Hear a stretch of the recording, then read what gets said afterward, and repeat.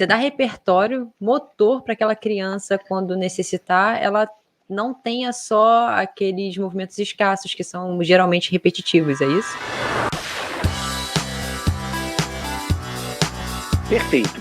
Eu acho que o que fez com que nós aqui, a nossa equipe, nos tornássemos um trabalho cada vez mais reconhecido, eu acho que foi entender sobre o comportamento. Por exemplo, a gente estudou, muitos dos nossos professores estudaram sobre, é o que a gente fala, é a ciência que estuda comportamento, é o ABA, é uma sigla em inglês, e ela estuda o comportamento e ela procura criar estratégias em cima desses comportamentos.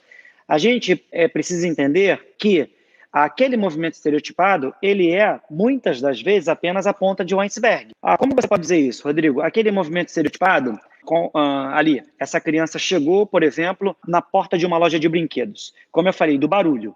Então, diante daquele barulho, ela começou a gritar. Aquilo dali pode ser uma desordem sensorial causada pelo barulho. Aí, enfim, pode ser isso. Entendi esse comportamento. Pode ser também o quê? Um comportamento de acesso. Ela quer entrar naquela loja para comprar um brinquedo. Pode ser um comportamento de fuga. Por exemplo, vamos lá, a Edma chega com um aluno dela do espectro autista, ela pede para que ele pule 10 vezes no alto da cama elástica. Ele está com medo daquela altura. Então, ele começa a gritar, porque ele está com medo de ir lá em cima naquela cama elástica. Então, como eu posso explicar isso para vocês e aqueles que nos ouvem?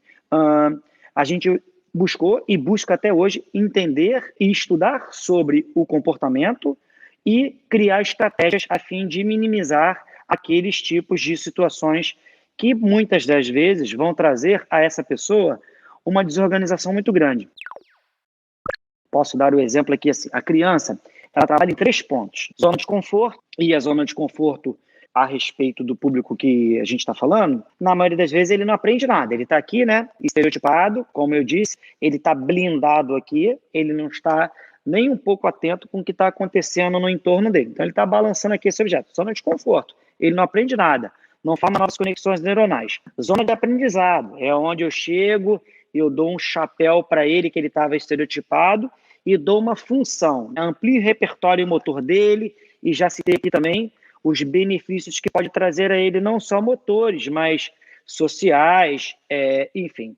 E ela pode chegar nessa zona de desorganização. Como isso, Rodrigo? Às vezes, essa criança, por exemplo, ela chega aqui na academia de ginástica, ela passa pelaquela aula do Bruno ali, e ela começa a gritar. Começa a gritar, e o pai traz ela à força até a porta do ginásio. Aquele comportamento ali, se for um comportamento onde ela está querendo me mostrar, ela quer parar ali naquela porta da aula de running e ouvir o final daquela música, e eu não entendo aquele comportamento e trago ela, entre aspas, à força, muitas das vezes eu posso fazer com que eu chegue naquela terceira zona que nenhum de nós quer, que é a zona de regulação. Ela vai se desorganizar por algum motivo que eu não entendi ou eu cometi uma manobra equivocada.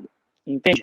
Isso a gente precisa tomar uma cautela cada vez maior, seja a família no dia a dia da casa, sejam nós profissionais aqui dentro do espaço, seja às vezes aquela pessoa que está querendo ajudar. Então eu acho que é isso, a própria estereotipia.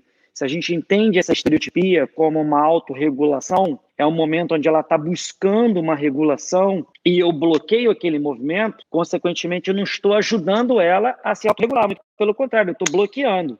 E o que vai acontecer? Eu vou potencializar mais ainda uma desorganização dela. Entende? Então, às vezes, muitas das vezes, quando passam algumas pessoas aqui dentro do ginásio e veem, às vezes, um movimento daquele bem estereotipado, bem repetitivo, e daqueles grandões que nós temos, e nós, professores, não bloqueamos aquilo, isso é um claro exemplo de que a gente entendeu aquele comportamento, entende que ele é uma autorregulação naquele momento e que nós precisamos esperá-lo se autorregular para que apliquemos novas demandas, entendeu? Entendi, muito bem explicado.